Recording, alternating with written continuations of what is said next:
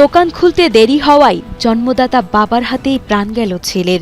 যশোরের চৌগাছা উপজেলায় সিংঝুলি ইউনিয়নের জাহাঙ্গীরপুর গ্রামে ঘটেছে এই হৃদয় বিদারক ঘটনা। ওর বলেছে দোকান খুলতে, ও নেশা টেশা করে শুয়ে রয়েছে।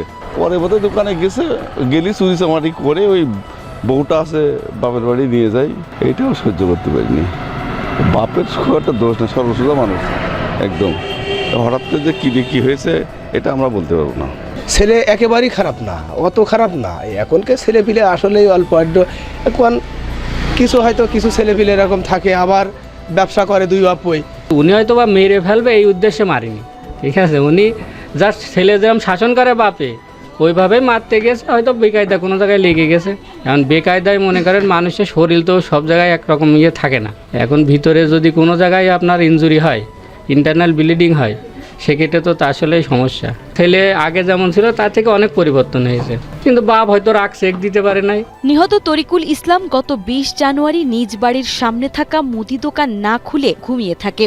এই নিয়ে বিরোধের জেরে বাবা রবিউল ইসলামের হাতে থাকা কোদাল দিয়ে তাকে আঘাত করেন বলে অভিযোগ রয়েছে। গুরুতর আহত অবস্থায় তরিকুলকে স্থানীয় হাসপাতালে নেওয়ার পর উন্নত চিকিৎসার জন্য ঢাকায় পাঠানো হয়। ঢাকা মেডিকেল কলেজ হাসপাতালে চিকিৎসাধীন অবস্থায় ২২ জানুয়ারি বৃহস্পতিবার সকালে তার মৃত্যু হয়। ঘটনার পর অভিযুক্ত বাবা পালিয়ে গেছেন বলে জানান পুলিশ।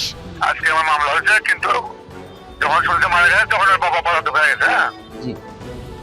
এখন আমরা পাইনি তাকে, মামলা ঠিক